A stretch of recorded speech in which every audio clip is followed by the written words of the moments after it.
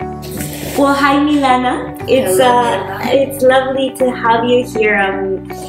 I every time I think of your name, I think of Madame Picassa. Oh, Madame Pussy Picassa, right? yes, Madame Picassa. Madame Picassa. And Pussy Picassa. And Pussy Picassa. The word pussy sometimes gets people off balance. Yeah. Well, I'll admit that when I first heard of you, it was through a common friend, through Marco, who was also on the podcast a few months ago. And actually, during the podcast, after the podcast, we were talking, and he was sharing a little bit about you, and it was interesting, right? Because this is a man telling me that he had met you and how he was very interested by all the things that you were doing, and he found it very interesting. So he's the one that said, "Oh, you have to speak to Milana, Madame Picassa." So I'll very quickly, in a nutshell, say what Pussy Picassa is. So that's your project, and you essentially, it's I would call it therapy. It's like a therapeutic process where you guide women towards a different path in order to recover their sexuality or to find it, right? Maybe some never even found it, so to find it. That's, I think, in a very quick nutshell, and I know we're going to dive into that, and I want to hear all about it. But first, I want to hear about Milana, without the Picassa. Just Milana. Okay. Just Milana. So what was the question? Well, who are you, Milana? I'm an alien. Okay. I'm a citizen of the world. My religion is love. My lifestyle is original, individual, free human. It came to experience this physical shape and form. Were you always this version of yourself? I always had some of this version, but I was not always allowing myself to be fully, completely original, because the environment kind of shapes you into who you need to be or who you need to look like. But I finally got to this resolution where I'm finding it's most healing, most therapeutical way to me is to be myself, fully on, and starting from outside, inside, everything. Did that process for you start? I know you're not from the U.S. Did it start in the U.S. or did it start? Like, what was your journey that brought you to the U.S. and specifically to California, which is where we are now? Of course, looking for a lifestyle and climate. Most importantly for me at the time was learning English. Okay. I didn't have any English. I lived in Israel at the time. And I was traveling quite a bit all around Europe. It was easy, 3 hours, you anywhere you want, but no English, and it's kind of restricting and you feel weird. But even in Israel, you didn't have the opportunity to learn English there? I was such a busy mom. I was raising family, 2 kids, busy. Oh, you have a lot of... this is a long story then. You have kids. I didn't know you had kids. I have 2 sons. Okay. Are they here? One is traveling around the globe. He likes to discover countries by living there for a while. That's awesome. He gets a job. He's an English teacher. And he teaches kids, and then he gets to travel the country. Wow. And my other son is here. Okay, that's lovely. So then you were living in Israel. Where in Israel? Right in the center, near Tel Aviv. Okay. What's the name? Holon. Okay. I was there not too long ago. You did? Yes, I was in Israel a little bit over a year ago for the first time. I was there for a month, so that's why I'm curious. Where I'm like, oh, maybe I spent some time there, but I do not remember the name of that city. I don't think because Holon is more for families. Okay. I guess people when they travel around the areas like Tel Aviv and Jerusalem. Yeah, I went to other. Haifa and I went to all of These are more. I spent some time in Palestine also, so it was an amazing exotic trip. country. It's beautiful. How long were you living there for? 14 years. 14 years. And where were you before Tel Aviv? I was born in Uzbekistan. Uzbekistan, okay. Which was part of USSR at the time. Yes. So I speak Russian. Okay. And now it's an autonomic country on its own. They produce a lot of cotton. Okay. And then from there you decided to go to Israel. Yes, because Russia opened up the gates for people to go anywhere they want. We were not allowed to. Mm-hmm. And then when they opened the gate, a lot of people escaped. Okay. Israel got, I believe, around 1 million Jews into the country within a couple of years. Wow. It was a massive... So you're Jewish? I'm Jewish. Mm-hmm. Okay. Oh, I love this. I'm discovering more and more.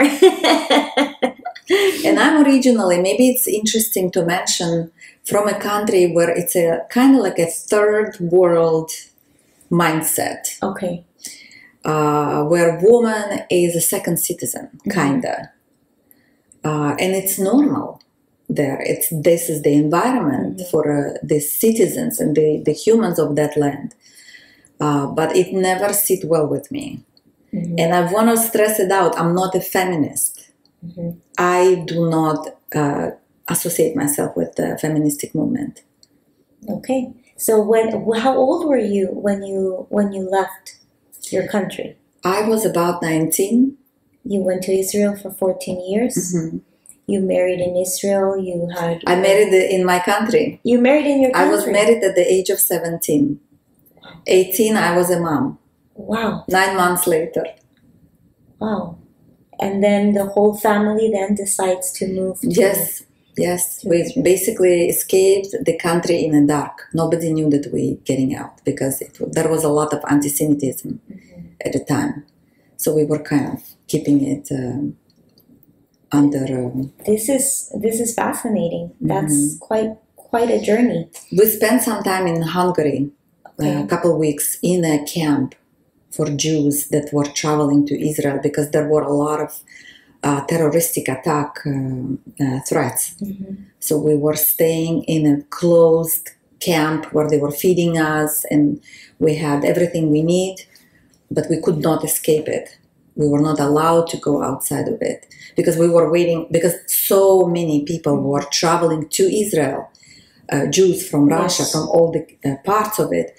And it was overwhelming for Israel to get all of them. So the airports were probably filled and the government and all these papers and everything was just like difficult and overwhelming. So they were keeping people in the camps in different areas. Like I know Italy as well had this. So then from there, you finally, with your family, you go to Israel, and I'm sure it was very difficult at the beginning, right? Because first of all, the language, did you learn Hebrew? I was learning a little bit with my mother-in-law. She knew Hebrew somehow. She was learning for a long time. Okay. And she was teaching us. But of course, it was very weird. Hebrew is very different from any other group of languages. Mm-hmm. First of all, you write from right to left, as opposed to here. Then we don't have vowels in the language. You have to know the word or you not be able to pronounce it. Wow. So a lot of these tricks, but I was so young and so like fascinated by everything. I was like a kid. I'm getting into a new country and I had my husband. I had my man. You were like a kid with kids. With the kid. Yeah, with the I was a kid with the kid. Yes. Wow. So then you had your second child there. Yes. And you stayed for 14 years. Mm-hmm. At what point, because I'm sure it felt home at some point, right? I mean, that was home. And totally. You had your group of friends. You had, after going through such a hard time to get there and escaping, as you say, building a home, building a family, having a life there, why the decision to leave? Well, there was a little spice to it. We were playing a little green card situation. Okay. My friend was filling out some papers and I said, let's let's feel out as well. Let's just play. It was kind of like a playful way. That's the visa, like the lottery visa. So that's how it happened. Yeah. You are the third person I know that got that visa. It's unbelievable. I know it's pretty rare. Yeah, it's pretty rare. It's pretty rare, and I know 3 now. Actually, 4. With you are the 4th one. That's crazy. And they all live in San Diego. Because when they want to decide where to go, they want to come to California, right? That's why you also decided on California. Yeah, we had friends living here, and when we communicated with them, they're like, this is the best state. Don't even try nothing else. But I did went to Florida, and then I went to New York. Okay. And none of it was appealing to me because Israel is pretty brutal climate. Yeah. It's hot and humid most of the time of the year, and all these insects that come with it, like cucarachas. Yeah. And stuff. I was not a big fan of that. Yeah. And then I went to New York, and it's like hectic. Lifestyle is very hectic, and it's cold. I went winter time. I'm like, no. Yeah, it's cold. So, why not Florida though? Because Florida is so warm. It's too much. Too warm. Too warm and too humid. I don't like much humidity. California is perfect. It's a balanced, grounded land of opportunity, beautiful attitude, beautiful people. What's not to like? Yeah. Ocean. No, you're right. So how long have you been here then? 17 years 17. Now. Wow, that's awesome. Okay, so let's go back to this when that awakening as a woman for you started. You feel that it was always there, or it started really even before you got married? Like, what was that process? Because I find it very interesting how after all your journey, you have now this project that is so much about really pushing women to find themselves physically. Well, maybe explain Pussy Picassa first, and we'll take it from there. I was asking, sometimes I ask a question and I get quiet, and that's how I get answers. That's my connection with the source, how I find it true. I asked, what is Pussy Picassa, bottom line? Because when I explain to people what it is, everyone gets fascinated.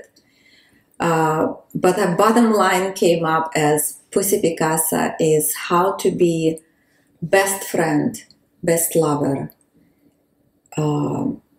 amazing human, superhuman, compassionate, loving, forgiving, original, satisfied, happy as a mindset. No one is happy 24/7, but happy as a mindset.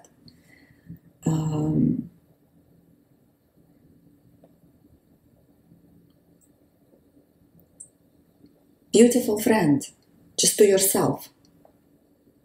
Just really, truly amazing friend. And I think that's the best relationship and the most important relationship we need to work on.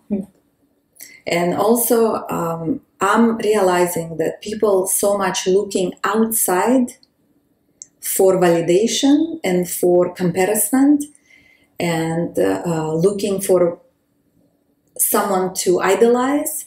Pussy Picassa is all about you. You idolizing you. Not Kardashians, not other movie stars and pop stars. You are the star. And I'm embracing it in everyone. And it has nothing to do with selfishness and egocentric or any of that low vibration descriptions. It's a human taking responsibility of his needs and desires and coming out to the world. I love myself and I love you. I don't judge, I don't criticize, I don't compare, I don't envy, and I don't get jealous. But I do get inspired. So I found this project as a lifestyle for other people to grasp on and thrive. So it's a lifestyle, it's a mindset. Yes. And how do you facilitate that to others? How do you bring others into that mindset and into that lifestyle? What is that process that you share? Working on myself, being that and exuding that energy and that vibration to people. And then they come to me and they ask, wow, what is it that you do? This is what I do. Do you want a piece of this cake? Yes. And when they say yes, I invite them. And not everyone is ready for this jump. Mm-hmm. Some people need to do a little bit of work to get to this wanting to be happy, wanting to be original. So let's say I meet you and I want a piece of that cake, and I say, Milana, I am ready. I want a piece of this cake, of this experience, of this lifestyle. What are the steps? Right now, I've created a one-on-one. Mm-hmm. I don't want to call it coaching. It's inspiration. Okay. One-on-one inspiration. We sit down and we find out what are your gifts and what's your strength. You don't need to be like me or like anyone else. I want to embrace what you got. I want you to see inside and get it out. Mm-hmm. I'm going to help you to do that. Through art, through communication, through just being around together and you seeing that it's normal, it's okay to be, to ask, to unfold, to be different. Mm-hmm. It's okay. It's actually the rewarding part. Yeah. So how did you find, like, how did you create this? How did you find the different processes and the path to help others reach that place where you as a person feel that you've reached, and that lifestyle, that mindset, that way of life that you've created for yourself and that you've come to call Picassa? How did that happen? How the process was? Yeah. I was looking for happiness myself. I got out of the marriage after 26 years, realizing I'm not happy. And I had very beautiful moments. Mm-hmm. I had beautiful life, but nothing was satisfying because I wasn't present enough. That's one of the keys. Find the present, balance-rooted self. I wasn't completely content with myself. There were some aspects of me that I wasn't happy about. In the attitude, in the reactions, in relationships, in different aspects, even with kids. I was seeing like I was wrong here, I was wrong there, I don't like this, I don't like that, I don't want to be here. And all of this it's uncomfortable. I want to be free. And I started looking for happiness.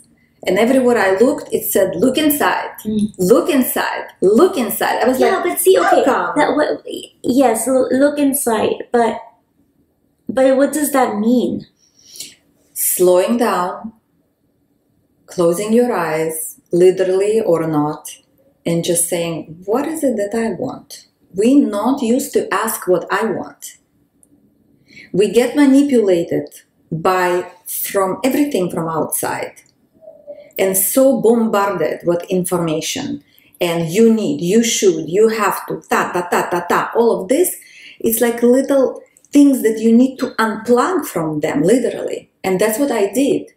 I unplugged myself from everything and I said, I don't want to hear you. I want to hear what Mila wants. What does she really desire? And my desires are unique as yours. But we think it's not good, it's not normal, it's not okay. I'm not like everyone else. And then I discovered I don't want to be like everyone else. I never wanted to. I don't want to be manipulated because I want to find what my boundaries are. And Picassa, it's for most important part of it is figuring out who you are by asking yourself, what is it that you are? And creating a boundaries to yourself, not to the world. Boundaries, I go up to here. I do up to here. I like this. I don't like this. I'm like that. In any extension, sexual, relationships, connections, friendships, this is my boundary right now. And then I expand and it expands. It changes. It's like a little monitor where you can bring up something, lower down something. As your nervous system and your relationship with you changes, the approach and boundaries change. And then you become very, the word is homogenic, when it's all, and you blend it. You blend it and you become a citizen of this world that is a positive impact. You come out of yourself, you come out to the world to interact with people and nature and animals even. And you're super loving, you're compatible, you not reacting. And what are the steps to follow? Steps? Yeah, like what are, like, have you defined steps? Have you defined a specific, like a program so that when someone embarks in this journey, they feel that they're getting somewhere with themselves? And you mentioned art. So how does art, how do conversations, how do different encounters shape the journey that people decide to take when they embark on like a pussy, I'm going to call it experience, the pussy Picassa experience? Yes, it is experience. I think when someone really takes a few moments, like an hour or two, and sit down and has a conversation, deep one, because I ask deep questions. I go into the root. We go into the root, and I'm not digging, I'm not inquiring.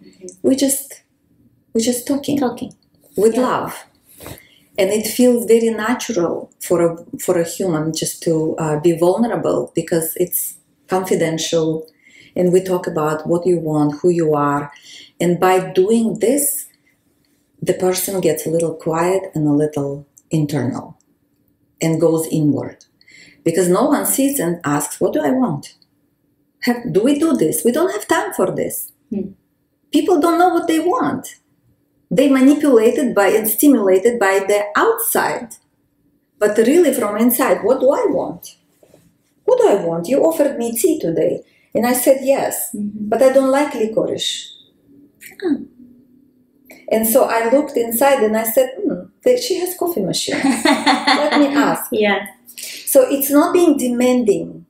I'm catching myself a lot of times. I'm not demanding, but I'm providing to myself what I really truly want. And I'm also realizing a lot of women approach is I need to be nice, and I need to be submissive, and I need to be quiet, and I need to be this, and I need to be that, and I need to stretch myself. I need to give. None of that. But do you, in a way, feel that's part of our nature? We trained like that. We trained, women especially trained, I need to be nice, I need to be good girl. And I'm not saying you don't need to be good girl and not nice. I don't like the word nice to start with. It doesn't describe me, who you are. When people say, how is she? Oh, she's nice. I don't know what you're saying. That doesn't describe a human to me. There are much more descriptions that you can describe a human than just nice. So being nice, it's empty for me. Who are you? Well, how would you describe yourself then?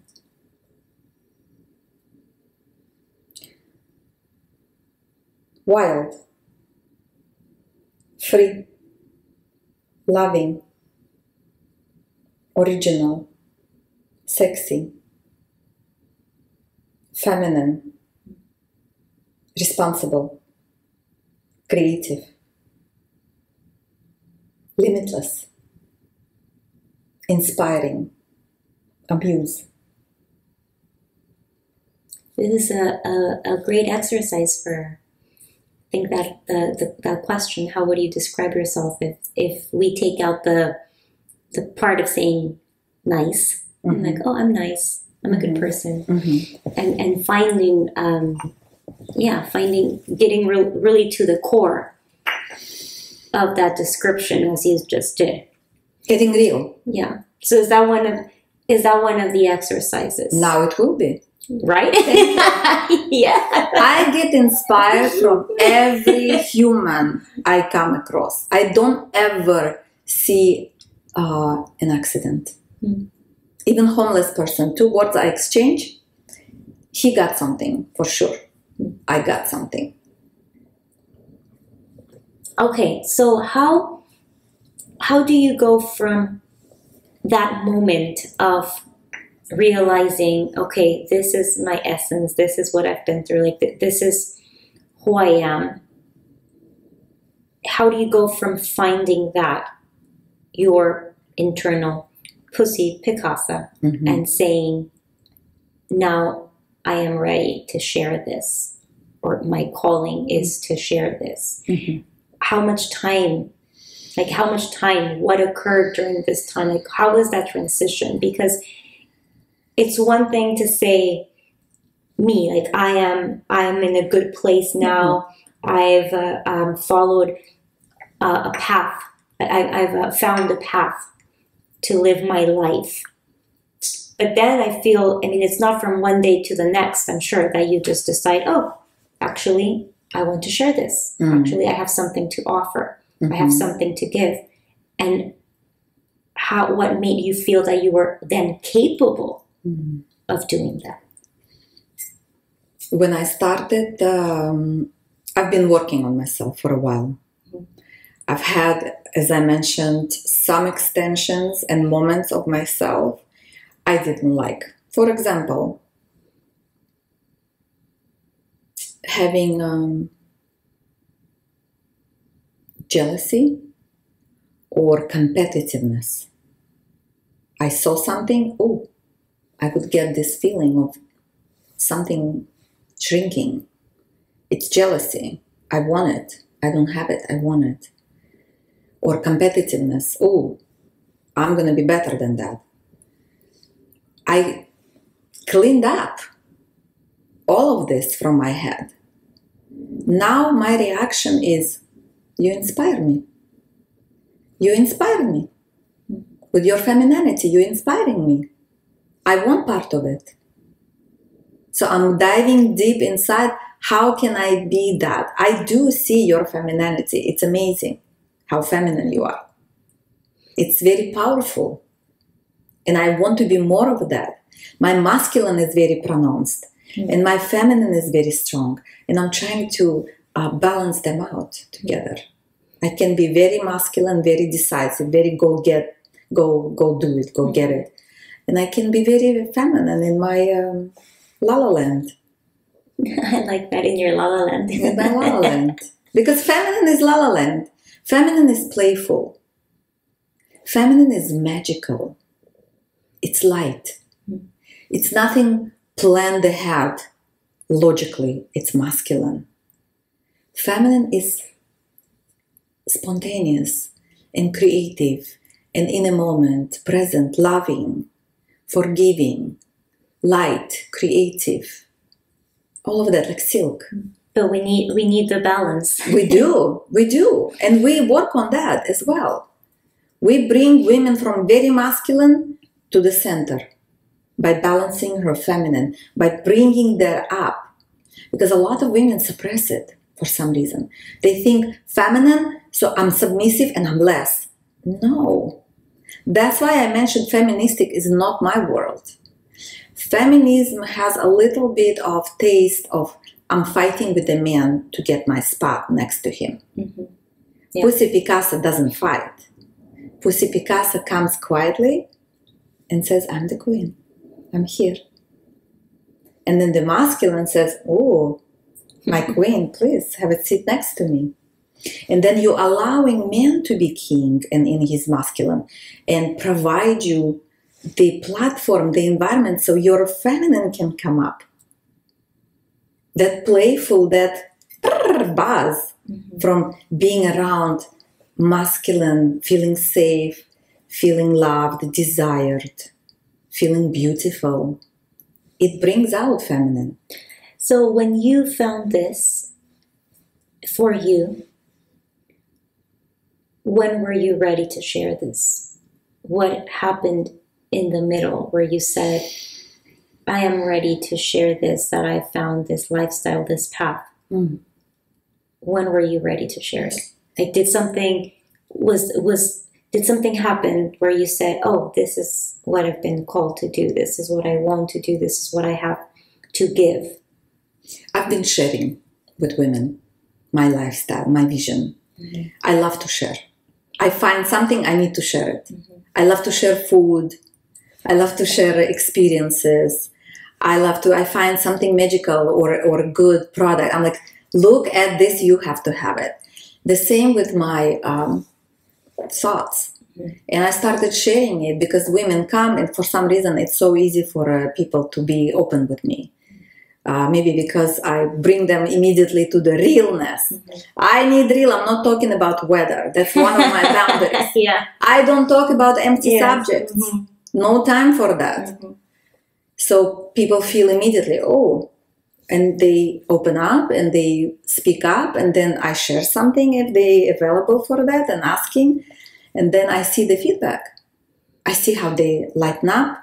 I see how they see the light by the end of the tunnel, and that reflection was for me like, I can share it with the world. And little by little, it started coming up, and then one day, boom, it unfolded. And you created a program around this, right? Mm-hmm. Which is, and maybe you want to dive a little bit more into that. You were gonna, when you got here, you were gonna start sharing with me like the retreat that you were a part of, and I was like, I don't want to hear more because I want to record it. Okay. I want to hear it. I want to hear all about it while it's being recorded. So, what are these retreats about? Like, what happens during these retreats, and how do you facilitate this mindset, this lifestyle, this this path? How do you bring people towards it? So you mentioned a lot of talking. I'm sure a lot of questions, a lot of one-to-one. You also mentioned art. Mm-hmm. How does it all unfold?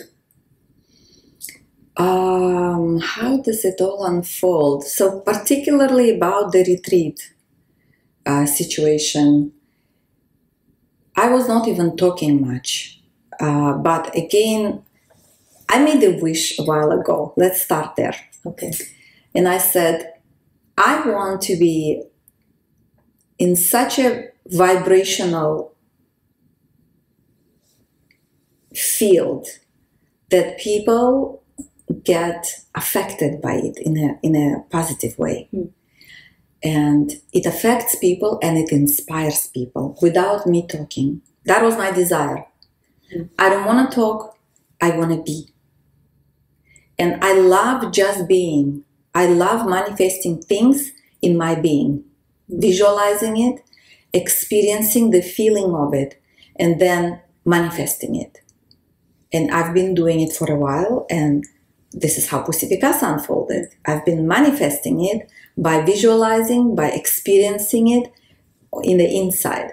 And so my wish was to be such a vibrational pole where people come across without touching, without listening, without talking, asking, they get affected.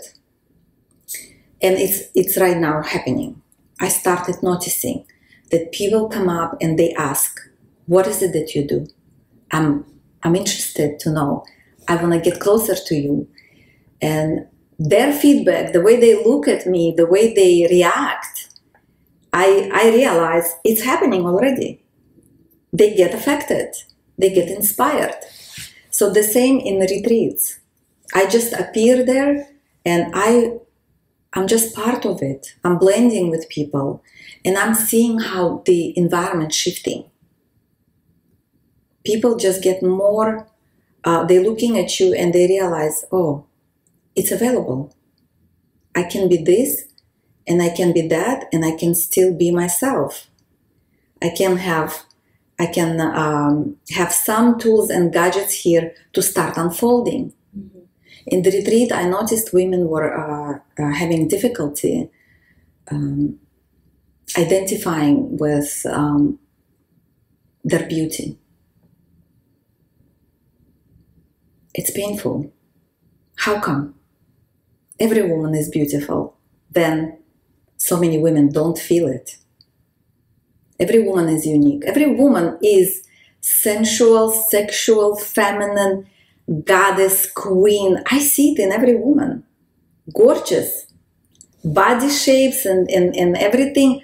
Everyone is different, but so beautiful. I'm showing people how to look at originality and individuality. Not about, oh, you okay. You look beautiful. It doesn't mean nothing to people. Nothing. When you tell people you're beautiful or you say nothing until they internalize it.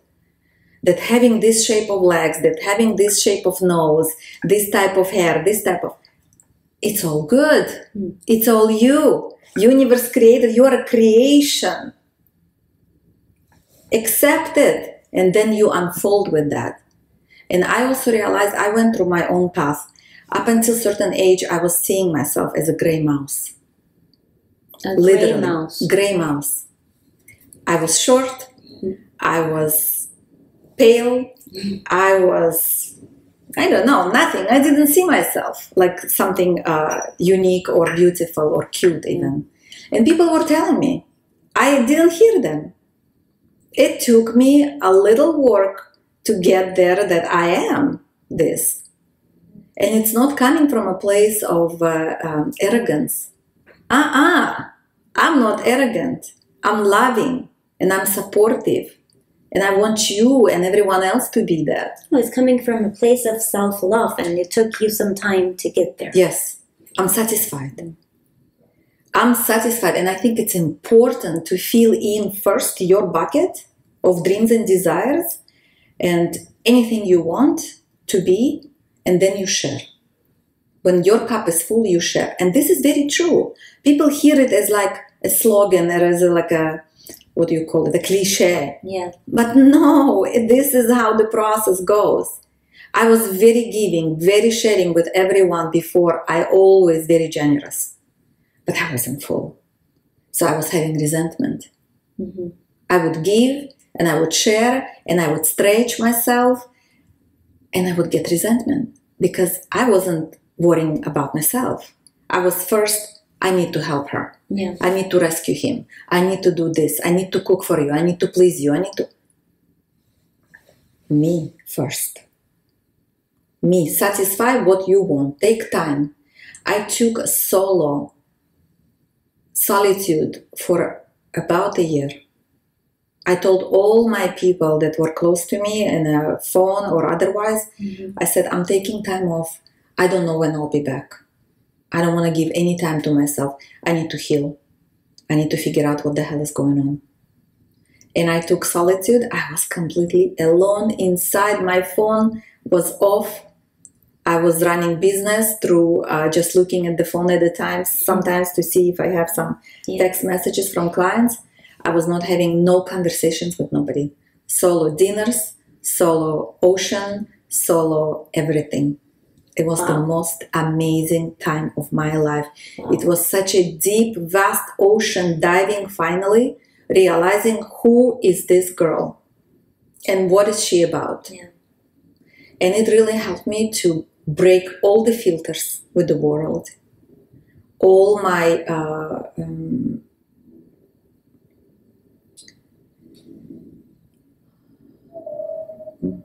insecurities. That sounds pretty life-changing. I mean, taking a year and just closing the door socially to people around that love you. I mean, of course, but just, yeah, that sounds amazing. Mm-hmm. Sounds, yeah, and I'm sure that a different version of who you are came out on the other end, right after. It literally felt like that. Like I stepped, person. it was a year of walking through the bridge to the other side. But was most amazing experience. And I don't expect people to do that. It would be amazing. But we're all busy, living in a lifestyle, kids, work, 9-to-5 job, and this, that. I'm living artistic lifestyle, so I can allow myself this. But again, I was running business. So you mentioned artistic lifestyle, and I know you're an artist. Do you paint or just you do a little bit of everything? A lot of different things. Yeah, but you are an artist. So how is art shaping the whole Pussy Picassa way of life, and how is that inspiring others? Are you bringing art into the, I'm going to call it therapy sessions? I don't know how you want to call them. Like, how is art part of all of that? You can leave the coffee there or there. I know. I'm loving it. It's such a cute. It goes with my outfit. I know. How art helps? Well, art is expression. Part of the Pussy Picassa mindset is self-expression in different ways. Someone needs to get it vocally, verbal expression. Mm-hmm. Someone needs to open their arms and dance, and we do that as well. Mm-hmm. Some need to express themselves in a more internal way, being quiet, because a lot of women very out and about and a lot talking and loud, so maybe someone needs to go in, and that's an expression, another expression. Mm-hmm. Different ways of expression. For me, art was always part of my lifestyle. I was little and I was taking apart my mom's jewelry and making something else, mm-hmm. and she's still wondering where that amber went necklace. Yeah, it's already dissolved into this and this and this. And I did different modalities. I'm also an ambient expert. I'm very detail oriented. An ambient expert? What does that mean? Ambience. But like for spaces, kind of... For spaces or experiences. Okay. Because it requires some details. What makes experience unique and memorable is details. Mm-hmm. That open up your different senses. And I found it since I was little, this little trick, and I've been using it. It's a form of seduction. Mm-hmm. And I find seduction a very useful tool for healing. Because even when you go on a massage table and they start a massage, we think that we relaxed. It's your physical body maybe on a table. But if you're really gonna go inward and really gonna get quiet, and you lying down on the table and you're like, oh wow, the more you spend, you feel like, oh, this one goes down more and this one goes down. It's like in a stretch, it's more and more and more. Relaxation, it's the same way. It takes time. So seduction, it's that. It brings you way quicker and way deeper. When you say seduction, what are you referring to specifically? Because seduction, because relaxation, I think it's easy to understand, and I like mm-hmm. how you're saying about the massage, because I think, at least when I get a massage, the first 15 minutes, I think my body is relaxed, but my mind is all over the place. And you're lucky, only 15 minutes. Yeah, sometimes more. But seduction as in like sexual seduction, or what type of seduction are we talking about? Seduction, usually when I say this word, it's taking as a sexual aspect. Mm-hmm. But seduction is just actually activating your senses. And seduction, it's not only for sex and sexual experience. Seduction, it could be in the way I look at you. Seduction could be in a flavor of the coffee. Mm-hmm. It could be in a sound, in a scent, in a specific touch. It could be like you could be with closed eyes, and I could introduce different sound and scent and taste and touch, and you're going there much faster. You're relaxing really. Because you're very present and you're like expecting, oh, I'm here, hold on, what is she doing? What is gonna happen? And that's what ambience is doing. Okay. When you're creating ambience or experience, in Pussy Picassa as well, I do that. It's a ritualic experience in a way. Okay. Because I want people to snap out of the reality. So let's say you welcome people in your studio or in your space. You create this ambiance, so you create the right setting for them to get to that level of relaxation, but through seduction. Mm-hmm. Through seduction. Okay. And so walk me through it. I'm one of your guests. Yes. I get there. Do I have to wear a robe? Like how does this work? That's part of it. I get the girls ready before the event. Mm-hmm. I get them involved and evolved with the process because it's a ritual, and I am very direct about it. Mm-hmm. I make them feel the thing coming way before. Okay. I create little videos for them. They communicate on Instagram, my group. They always see what's going on. And when I post a new Pussy Picassa coming up, and whoever signs up, I do name revealing in a very playful, artistic way.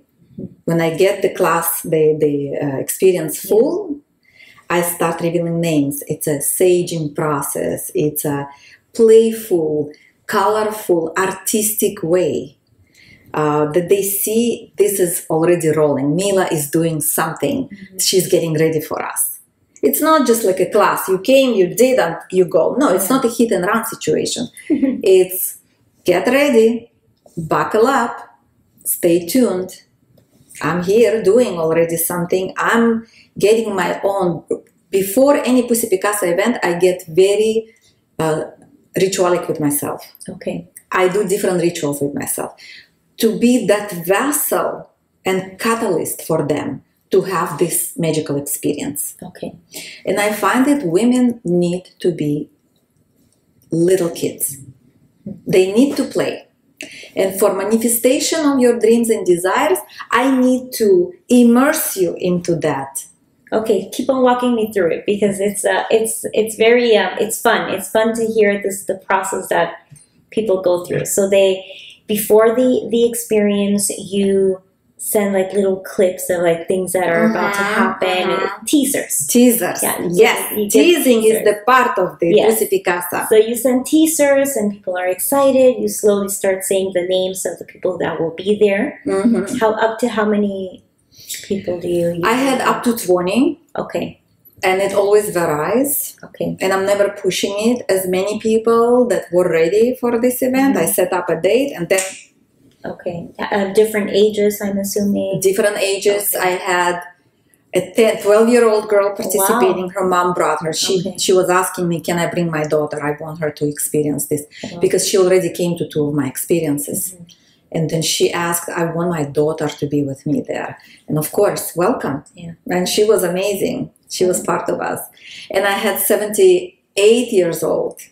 Wow. Very sexual, advanced friend of mine, actually. Mm-hmm. And she was happy to participate as well. So we have all anything, ages. Anyone. So then when it's finally time, they arrive. Is it a day? Is it half a day? It's usually daytime. It's about 4 or 5 hours event. Okay. And the day before, the night before, I send them a little teaser invitation, reminder.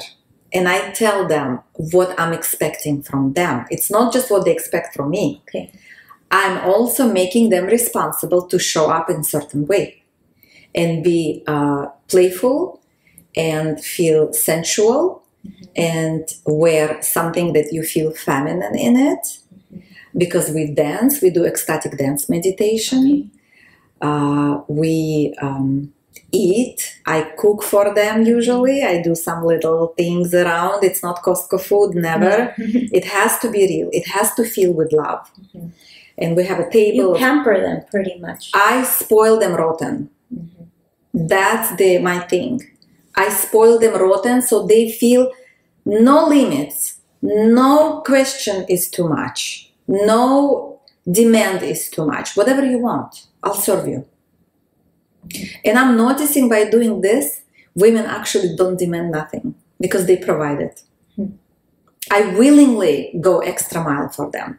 And when they arrive, they're so thankful and they're so trusting, and they immediately jump with me into the ocean. They're like, okay, let's swim, let's get wild. They're ready for it. Do they actually go into the ocean? Is that part of the experience? I think physically. I'm just curious. Is this part of it? Who knows what they're going through, but they get ecstatic. So then they arrive, you give them chocolate, tea, I mean, cacao. We do cacao ceremony. Okay. Red lips, pink lips, it's part of it. Okay. I make sure everyone is wearing bright lips. Okay. It makes women feel good, isn't it? Yeah. We don't do it on a daily basis. But when I put red or pink, I'm like, woo! Yeah, for me it's pink. I love pink. So yes, pink whatever it is. I was like, ooh. But red or pink must. I tell them. I demand from them. I'm coming my fully 200% on top of it. I want you to be your 100%. So then there's the dancing. You called it ecstatic dance meditation. Okay. We close our eyes, whoever wants to, and I put amazing music, and we all start moving, getting in rhythm with your body, the music, and also whatever you feel going on around. You just get it. It's not a performance. I'm not expecting no one to perform break dance, any other skills. If you got it, show me what you got. And I invite in a circle of us dancing. It's a very loosen up environment. Okay. There is no agenda. From 10 to 10:15 we're doing this. From 11 to 12 we're doing this. I don't roll like that, and I don't want nobody to roll like that. I let them unfold, and every Pussy Picassa experience has been so different. So different. It's a different group of women. It's a different vibration. Of course, I'm holding the container. I'm holding the space for everyone to be loving, positive, excited, seduced, sensual, sexual, whatever you want. But it's a container. We don't cry in this container. We don't share struggles. This is not that type of thing. Okay. It's a container where you come and you embrace your most amazing self. How would you like to be? What's your ideal version of yourself? Show me. Show me what you got. And in a dance, I usually do first everything by being an example and being inspiration. And I go in a circle and I show them, this is what I want today. This is my wish. This is my dream and desire. Let me dance it out to you. And I ask them, show me, what do you want? You don't have to tell us. People can have some secret dreams and desires, so we don't need to discuss it all. Intentions are all different for everyone. But I want you to dance and think about it and feel it. How would you feel by having it? Because the feeling attracts the manifestation of this experience you're looking for. If you can experience it by feeling how it feels when you think about it, if you're able to feel it, it's a matter of hours to have it manifested. From my experience, you gotta stay present, you gotta stay happy, you don't introduce any resistance to it by thinking, oh, it's too much I'm asking for the moon, it's too much, it's not doable. That is gonna break the deal. So what I infuse and help them to understand, you gotta be magical. You gotta believe it. You're a woman. You have a connection to the source if you allow yourself just to be playful and light and trusting the universe. Little by little. It's difficult to let control go. I know it. I'm still working on it. I'm not perfect. I'm not angel. But I found a little entrance there. I opened a little door and I'm looking at it and I see the feedback from playing this way with the universe. Well, tell me that, the feedback. Like, what type of feedback have you been receiving? like how has this experience shaped the women that attend moving forward? It's my favorite part to talk about feedback, and I don't feel bragging because it's not my job, it's their job. It's what they're doing. Yeah, I mean, you're creating a path for them, right? You're creating the right steps for them to find within themselves something that I'm showing them the direction. Yeah. I'm saying the moon is there. And then if she's able to trust me and go that direction, she will find it. And I've had people that really get in this playful, trustful mode. They go with that and they manifest. For example, I had this woman. She painted her piece and there were some spots on it, dark spots. She painted within 20 minutes. But first explain her piece. So she painted the pussy. The pussy. Okay, because that's part of the experience. It's part of the experience, yes. We paint pussy. We didn't get to that part yet. No. Oh my God. This is the most, okay. You know, it's the cherry on the top. Yeah, the cherry on the top. They paint a pussy. They paint the pussy. A variation. Do they paint a pussy or their pussy? Their pussy. Their pussy, okay. Or maybe a pussy. How do you get there? So they arrive, they go through all these, and they're dancing, and then you bring out a Canva and you say... Yes.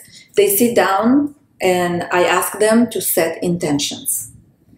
Because they already been for an hour or so playful and eating and unfolding and feeling and being in this container, the ambience and everything, and served and spoiled and pampered. And now it's time to intentions. What is it that you want? Maybe today it's just one thing. And it could be as simple as, I want Tesla. Or it could be, I want lover. Or I want proposal. Or I want something else. And they put it on the canvas, in the front or in the back, whatever they want. Before they even start? Before they start painting. Okay. And that's their portal. We're basically creating a portal with the source. Every woman is super intuitive. She doesn't allow always to trust herself. And this is what we're showing them. You can trust yourself. And let me show you that when you trust, you get what you want. So I'm creating that platform for them. And those that do trust the process, they really connect with that. They, with the source, they playful, no resistance for 4 or 5 hours. It's enough time to get solid. Your idea, your intention gets solid. And it starts creating the components of it for you. Because you are in that. Yeah. You are that already. You felt what it is. You got all ecstatic about it. And in this process, they start painting. Then they start painting. I never had to direct any woman what to do. I was going to ask, do you have pictures to follow? None of that. None of that. And it's fascinating. I'm as an artist, I know it's hard to paint from your imagination. Yes, I mean, I'm not going to lie. You're saying it, I'm trying to think, how would I start painting this? And that's how it's very different from any classes out there that people go, sip wine and paint. I don't provide that. I don't provide alcohol ever. I seduce them on a level of alcohol and they high without any drugs. Wow. And that's what I want. I don't want them to be drunk and tipsy and do it. I want them to be present and loving to themselves. And I had no need to guide anyone what to do. They sit down and it's most fascinating. I was nervous first time. First Pussy Picassa, I went to the post office and I printed out some variations of flowers that looked like it. And the post office was closed because it was on Sunday and I didn't realize it. I'm like, oh my God, what are they going to do? And 20 women. When I saw it, I had an orgasm myself. I was like, this is pussy, and this is pussy, and this is pussy, and this is pussy. So different and so beautiful. And they don't even look at each other. Because the very first opening of every Pussy Picassa, I start like this.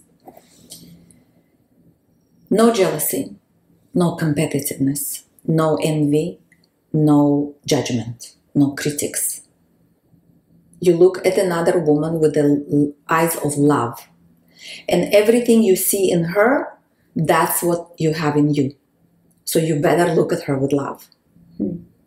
Because looking with the eyes of judgment and critic doesn't give you nothing but depression and anxiety. But looking with love and knowing she reflects at me what I am. So I love this. Yeah. I love beautiful. this. It's a beautiful mindset. It's a beautiful way to see. And you are, I mean, you're right. We live in a very competitive society, especially amongst women, and yeah, it's beautiful to just start. Mechanism. Yeah, and it's beautiful to just start an experience where you see people with the eyes of love and not of comparison, no jealousy, none of that, right? But because I'm even thinking in terms of the paintings, right? Everyone's painting, and I'm sure it's so easy to just look at someone else's painting and say, oh, that one's nicer than mine. And I get it out of it because I get excited about every single unfolding. And I make sure they know. I express myself. Oh, nice. No, never I would say that. Nice is out of my vocabulary. I find what's going on there and I inspire her. By what I see, I reflected her. And she gets that like splash of fresh air or water. And she's like, whoa, it's beautiful. Not because I said. I expressed, I reflected what I feel. And that inspires her. It's a muse, it's a vehicle for her to go further and unfold with that. So you were saying, when I asked about the feedback, you were mentioning, before we got into you describing the whole painting. You're so good. You're so good. Let me tell you, you're so good. Thank you. I'm glad you didn't say nice. So when you were talking about the feedback and you were saying how this woman that came to you, and as part of the painting, you said she painted some dots. What was the outcome? Like, how was this? Was this a good thing? Was this a bad thing? Like, what were you reading? It was something, not just the paint itself. It was colorful, but it had black dots on it. Okay. And then I mostly noticed, I was not judging the painting, but I was looking at her face. And I noticed that she got quiet and very like, like frowning or something. And I came up to her and I said, what's up? What's going on here? Tell me what's happening here.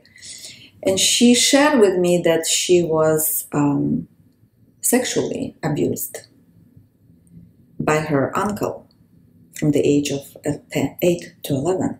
Wow. And she never told anyone about it. And here you see 45 years old woman having a family, kids, husband, life, and never talking about it like it never happened. But it's there. She was painting and it came up. And she told me, she said, look, all these black dots, these are my feelings, that I don't feel good about myself. And I had the feeling she feels dirty. Black, all these spots. It felt like a little dirty on a beautiful painted canvas. And I shared with her my own experience. And I shared with her what I know about the statistics of how many women were sexually abused. I've read once it was 8 out of 10. Wow.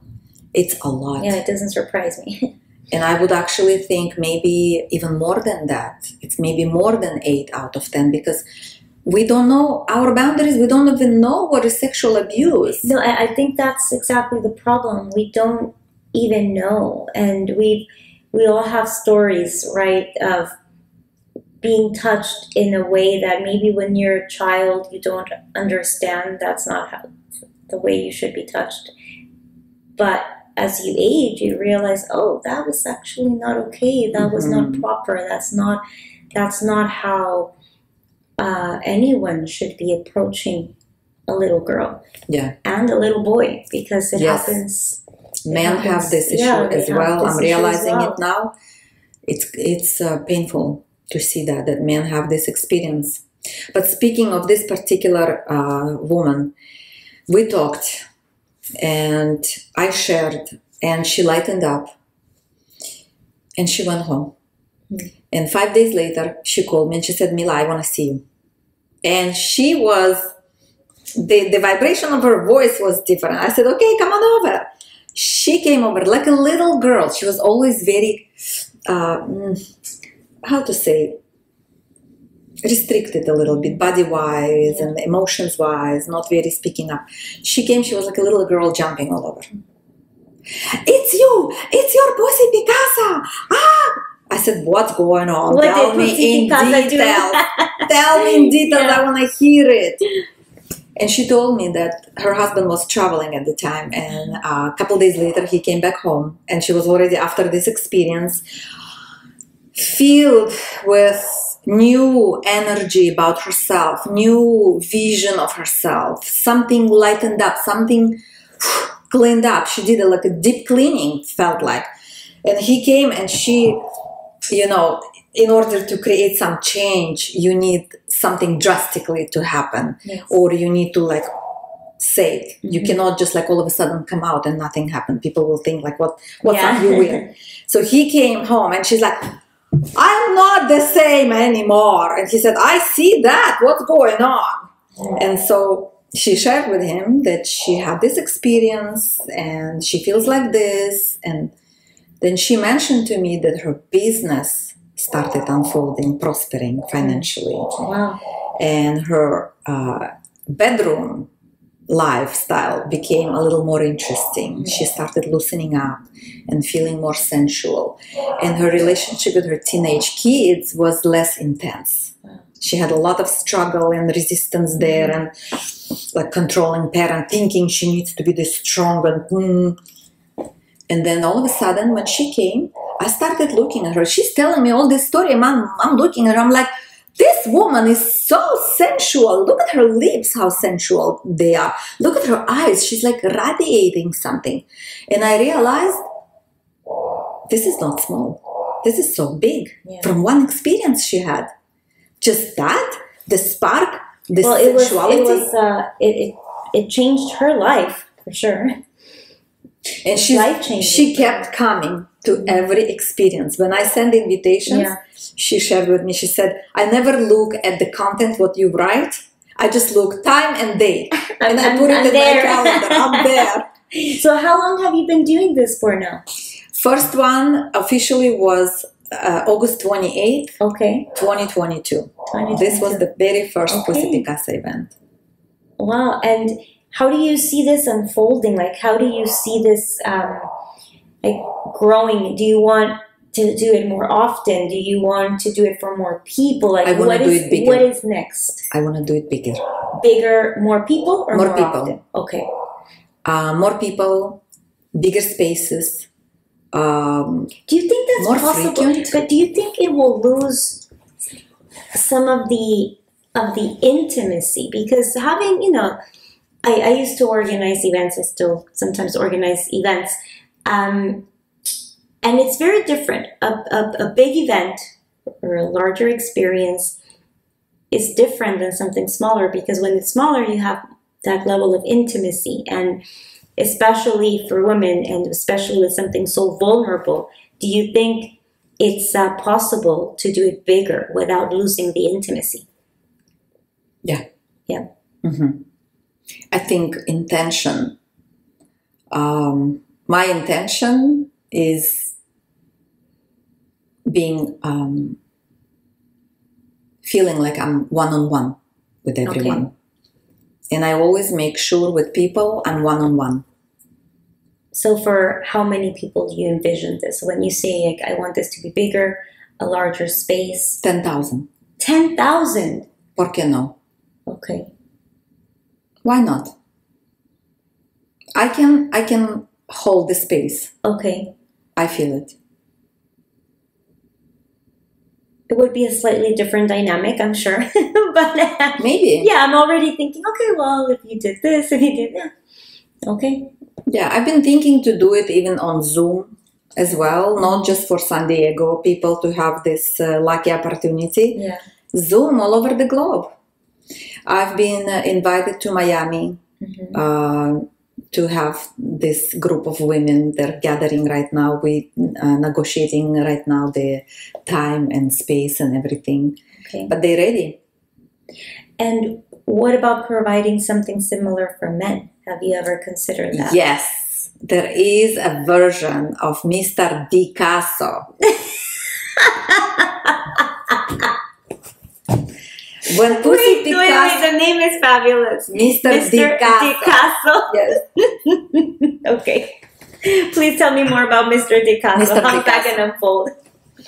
It's unfolding. Of course, I'm a woman, and it's much easier for me to create content for a woman because I've been working on my femininity and sensuality.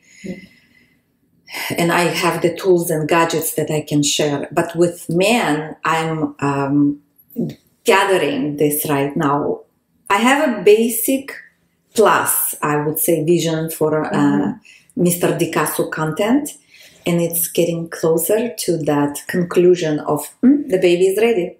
Do you think, okay, so if I joined an experience for Pussy Picassa and it's a man sharing that experience, I would not be happy about it. And quite frankly, I would not join because like, what is a man going to tell me about the pussy life? Okay. Right? So have you considered having a man that you respect, that you admire, that you that inspires you? Do you think it would make more sense for Mr. Picassa to be led by a man? Absolutely. And I'm working on it right now with a man, a gentleman who is appearing to be suitable and compatible for this role. Okay. Because I've been looking for someone to take this space and lead the group with me. Okay. From his male perspective. Because I might have 88% of the content and he might add this other 20%, 18% or whatever, even more. I'm willing to share and I can be just like a vessel, like a platform for men come and join this. And I'm thinking Mr. Picassa should be with women.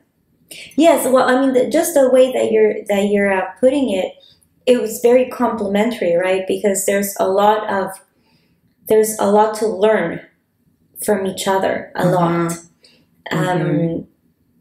Mr. Picassa can join Pussy Picassa for sure, and vice. And that's how I'm envisioning it. I'm envisioning the version of Mr. Picassa with Pussy Picassa together.